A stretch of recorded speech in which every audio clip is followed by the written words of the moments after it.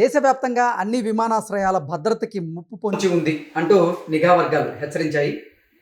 ఉగ్రవాదుల వల్ల లేదా సంఘ విద్రోహ శక్తుల వల్ల ఈ దేశవ్యాప్తంగా ఉన్నటువంటి అన్ని విమానాశ్రయాలకి ముప్పు ఉంది అంటూ ఇంటెలిజెన్స్ అధికారులు హెచ్చరించినటువంటి నేపథ్యంలో ఇప్పుడు అధికారులందరూ కూడా అప్రమత్తమయ్యారు. ఈ నేపథ్యంలోనే అసలు ఏ ఉగ్రవాద సంస్థ నుంచి ముప్పు ఉంది, అసలు ఏం జరగబోతుంది అనే దాని మీద మనం పూర్తి స్థాయిలో విశ్లేషణ చేసుకుందాం. ప్రస్తుతం మనతో పాటున్నారు ప్రముఖ రాజకీయ విశ్లేషకులు, ప్రముఖ సీనియర్ జర్నలిస్ట్ దుర్గావడ్లమణి గారు. వారితో మాట్లాడదాం.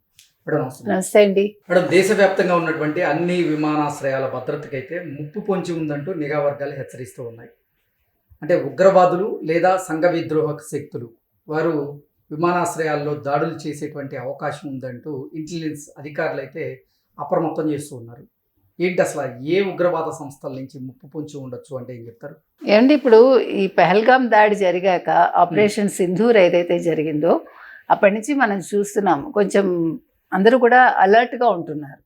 సో ఈ నేపథ్యంలో మీరు అన్నట్టుగా ఇప్పుడు 22వ తారీఖు నుంచి సెప్టెంబర్ 22 నుంచి అక్టోబర్ 2 వరకు దాడులు జరగచ్చు. అన్ని విమానాశ్రయాల్లో వెంటనే వీళ్ళు అలర్ట్ జారీ చేశారు. అందరికీ కూడా మీరు తక్షణమే భద్రతా చర్యలు పెంచండి. హెలీప్యాడ్స్ కావచ్చు, రన్వేలు కావచ్చు, ట్రైనింగ్ ఇన్స్టిట్యూట్లు కావచ్చు, ఇలా అన్ని చోట్ల కూడా మీరు భద్రతను పెంచండి.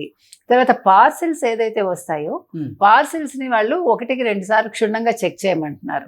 అంతేకాకుండా ఇప్పుడు ఈవెన్ విమానాల్లో ప్రయాణించడానికి వెళ్ళే ప్రయాణికులు కూడా వాళ్ళు ఏం చెప్తున్నారంటే, మీకు ఎక్కడ అనుమానాస్పదంగా ఏదైనా ఒక ప్యాకెట్ కానీ లేదు ఒక పెట్టి కానీ ఏదైనా కూడా మీకు అనుమానాస్పదంగా కనిపిస్తే మాత్రం ఇమీడియట్గా మీరు అక్కడ రక్షణ సిబ్బందికి చెప్పండి చెప్తున్నారు. అంటే ఇవాళ మనం ఎలా ఉన్నామంటేనండి, ఎంత బాగా ఉన్నామో అంత ఆందోళనలో కూడా ఉన్నాం మనం. అంటే ఓ పక్క చాలా ఆనందంగా గడుపుతున్నాం అనుకుంటున్నాం, ఇంకో పక్క ఆందోళనతో గడుపుతున్నాం. దేశ రాజధాని అయినటువంటి ఢిల్లీలోని ఎర్రకోటలో స్వతంత్ర దినోత్సవ వేడుకలకి ఎర్రకోట సిద్ధమవుతున్నటువంటి నేపథ్యంలో నిన్న 5 అక్రమంగా ఎర్రకోటను ముట్టడించేటువంటి ప్రయత్నం చేశారు. 5 బంగ్లాదేశీయులు. సో అదొక ముప్పు. ఇప్పుడు మళ్ళీ దేశవ్యాప్తంగా ఉన్నటువంటి అన్ని విమానాశ్రయాల భద్రతలో కూడా ముప్పు పొంచి ఉందనేటువంటి సమాచారం అందుతుంది. అసలు ఏం జరగబోతుంది? అదే చెప్పలేమండి, ఏం జరుగుతుంది. మీరు అన్నట్టుగా నిన్న 5 రావడం ఏంటి, వాళ్ళు ప్రయత్నించడం ఏంటి అంటే వీళ్ళు అలర్ట్గా ఉన్నారు కాబట్టి సరిపోయింది. సో మీకు తెలుసు తాజ్ హోటల్లో జరిగిన ఇదేది ఉందో, అసలు కసబ్ని మనం కూర్చోబెట్టి పోషించాల్సి వచ్చింది. అంటే ఎవరు ఊహించని రీతిలో జరిగింది. అంటే ఒక్కసారి భారతదేశం ఉలిక్కి పడింది. మీకు అదే విధంగా ట్విన్ టవర్స్ ఎప్పుడైతే జరిగాయో అమెరికా లాంటి దేశాలు ఇలా వణికిపోయాయి. అంటే మనం అనుకుంటున్నాం మనం చాలా రక్షణ వలయంలో ఉన్నామని. ఎంత రక్షణ వలయంలో ఉన్నా కూడా మనం కష్టాలు ఎదుర్కోవాల్సి వస్తుంది. ఇక్కడ ప్రాణాలు ముఖ్యం అండి, ముఖ్యంగా మనుషులు ముఖ్యం కదా. మనుషుల ప్రాణాలకు ఎప్పుడైతే ముప్పు వాటిల్లుతుందంటారో అప్పుడు ప్రభుత్వాలు, ముఖ్యంగా కేంద్ర ప్రభుత్వం కావచ్చు, రాష్ట్ర ప్రభుత్వాలు కావచ్చు, చాలా అలర్ట్గా ఉండాలి. ఇప్పుడు మనకి కేంద్ర పౌర విమానయాన శాఖ మంత్రి మన రామ్మోహన్ నాయుడు గారు కూడా ఉన్నారు. సో ఆయన కూడా ఇప్పుడు అంటే వాళ్ళ మీద ఎంత ప్రెషర్ ఉంటుందో మీరు ఆలోచించండి. తర్వాత మనం గతంలో చెప్పుకున్నట్టుగా ఈసారి యాక్చువల్గా ఎక్కువ ఇలాంటి దాడులు ఉంటాయి. తర్వాత రకరకాలు మనకి వరదలు ఎక్కువ ఉంటాయి. నిన్న కూడా వరదల్లో కొట్టుకుపోయింది ఒక ప్లేస్. అట్లా ఈసారి కెలామిటీస్ ఎక్కువ ఉంటాయి మనకి అనేది వాళ్ళు రాయడం జరిగింది మనకి పంచాంగాలు.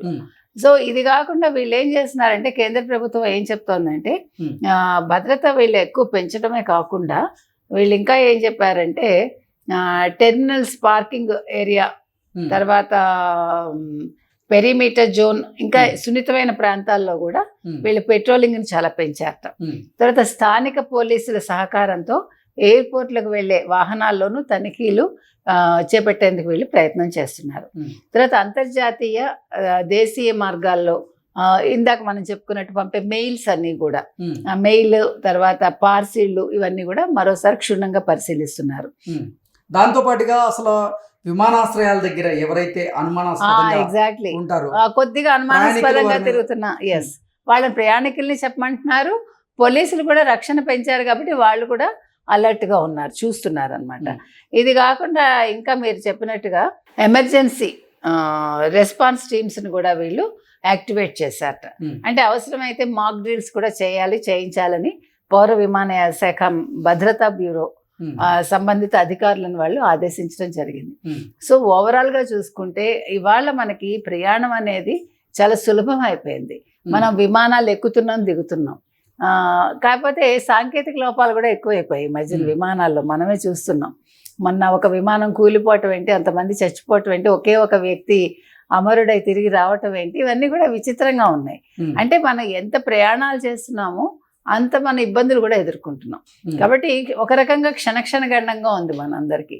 సో ఈ నేపథ్యంలో ఈ పహల్గామ్ దాడి కావచ్చు, మీరు చెప్పినట్టుగా ఆపరేషన్ సింధూర్ కావచ్చు, లేకపోతే లష్కర్-ఏ-తోయిబా కావచ్చు, మరొకళ్ళు కావచ్చు, ఈరోజు భారతదేశం ఎప్పుడైతే ఆర్థికంగా పుంజుకుందో మనం ఈరోజు 4వ స్థానానికి వచ్చేసాం. ఇవాళ నిన్న ట్రంప్ మీకు తెలుసు 25% సుంకాలు విధించాడు. ఇవాళ నేను అనలేదని మాట మార్చాడు ఆయనకి వాళ్ళే సలహా ఇచ్చారు, మీరు భారతదేశంతో పెట్టుకోకండి, భారతదేశం చాలా ఇవాళ అభివృద్ధి చెందుతున్న దేశాల్లో అది ముందుంది, వాళ్ళతో పెట్టుకోకండి అని ఇవాళ సలహా ఇచ్చారు. సో నేను అనేది ఏంటంటే ఇంత ముందంజలో ఉన్న ఈ దేశాన్ని చూసి పాకిస్తాన్ లాంటి పక్క రాష్ట్రాలు వాళ్ళు బాధపడడం సహజం. దానికోసం వాళ్ళు మేము బాగా ఉండాలి అని కోరుకోకుండా పక్క దేశాన్ని మనం పాడు చేయాలి, లేకపోతే పక్క దేశంలో మనం అల్లకల్లోలం సృష్టించాలి, వాళ్ళ విమానాశ్రయాల్ని మనం బాంబులతో ఇది చేయాలి అనుకోవటం తప్పండి. మనిషి ఎదగాలి, పక్క వాళ్ళని చూసి మనం మంచి నేర్చుకోవాలి తప్ప పక్క వాళ్ళు పాడైపోవాలని కోరుకోకూడదు. సో మనం ఎన్ని ఎదుర్కొంటున్నామో మనందరికీ తెలుసు. సో మోదీ గారు కావచ్చు, అమిత్ షా గారు కావచ్చు, మరొకళ్ళు కావచ్చు, దేశ భద్రతే ముఖ్యం అనుకుంటున్నారు. ఇవాళ పౌర విమానయాన సంస్థలు ఏవైతే ఉన్నాయో, ఎక్కడెక్కడ ఏ రాష్ట్రాలు ఉన్నాయో వాటన్నిటినీ కూడా సక్రమంగా రక్షణ వలయంలో ఉంచాలి, ఎవరికి ఇబ్బంది కాకూడదు, పౌరులు ఎవరు కూడా ఇబ్బంది పడకూడదు అనే దృష్టితో వాళ్ళు ఉన్నారు. సో వాళ్ళకి కోఆపరేట్ చేయాల్సిన అవసరం ప్రయాణికులుగా మన మీద కూడా ఉంది. మేడం, దేశ రాజధాని ఢిల్లీ ఎర్రకోటలో కూడా నిన్న భద్రతకు సంబంధించిన అంశాల్లో వైఫల్యాలను గుర్తించి అక్కడ 7 పోలీస్ అధికారుల మీద వేటు వేయడం జరిగింది. అంటే స్పెషల్ టీం అక్కడ ఏర్పాటు చేసినటువంటి డమ్మీ బాంబుని కనుగొనడంలో కూడా ఆ ఢిల్లీ పోలీసులు విఫలమయ్యారు. అందువల్లే వాళ్ళ మీద వేటు పడింది. ఇప్పుడు నిజంగా గనక ఈ హెచ్చరికలు వస్తున్నటువంటి నేపథ్యంలో ఇప్పుడు గనక పోలీస్ వ్యవస్థ కానీ అధికారులు కానీ అప్రమత్తంగా వ్యవహరించకపోతే ఇటువంటి పరిస్థితులు ఉండేటువంటి అవకాశం ఉందంటే ఏం చెప్తారు? ఏమండి, మీరు చెప్పినట్టుగా అంటే డ్యూటీ సక్రమంగా చేయకపోవటం, అంటే మనం ఎంత అలర్ట్గా ఉండాలి, మన ఉద్యోగ నిర్వహణ ఏంటి, మన బాధ్యత ఏంటి అనేది పోలీసులు గుర్తించుకోవాలి, అలాగే పౌర విమానయాన సిబ్బంది కూడా గుర్తించుకోవాలి. ఎందుకు చెప్తున్నాం అంటే నిన్న మరి ఒక డమ్మీ బాంబు గుర్తించలేదంటే మరి వైఫల్యం చెందినట్టేగా, మీ విధి నిర్వహణలో మీరు సక్రమంగా లేనట్టేగా. సో మనిషికి కావాల్సింది ఏంటి, మన బాధ్యత ఏంటి. ఇప్పుడు మనకు అన్ని ఫెసిలిటీస్ ఇస్తున్నప్పుడు మనం పనిచేయడానికి ఏమైందండి, దృష్టి పెట్టడానికి ఏమైంది, పెట్టాలి. సో ఇవాళ ఇంత క్రూషియల్ సిచ్యువేషన్ వచ్చినప్పుడు ప్రతి వాళ్ళు కూడా ఇది నా బాధ్యత, నా దేశంలో ఉండే ప్రతి పౌరుడిని నేను రక్షించాలి, నా విధి నిర్వహణ అది అని అనుకుని వాళ్ళు అలర్ట్గా ఉండాలి. సస్పెన్షన్ చేశారంటే తప్పు లేదండి, ఎందుకంటే భయం రావాలి కదా, పని మీద శ్రద్ధ రావాలంటే అలా జరగాలి. జరిగినప్పుడే పక్కవాడు పని చేస్తాడు. మనకేంటంటే కొట్టేవాడు ఉంటేనే మనం పనిచేస్తాం, అది భారతీయుల నేచర్ అది. కాబట్టి వాళ్ళు సస్పెన్షన్ వేటుకు గురయ్యారని మనం బాధపడకుండా అందరూ సక్రమంగా పని చేయాలి. రేపొద్దున ఈ సెప్టెంబర్ 22 నుంచి అక్టోబర్ 2 వరకు ఎటువంటి అవాంఛనీయ సంఘటనలు జరగకుండా విమానాశ్రయాల్లో చూడాల్సిన బాధ్యత ప్రతి రక్షణ శాఖ అధికారి మీద ఉంది, ప్రతి పోలీస్ మీద ఉంది. అదేవిధంగా కొద్దో గొప్ప బాధ్యత ప్రయాణికుల మీద కూడా ఉంది. Okay madam, thank you.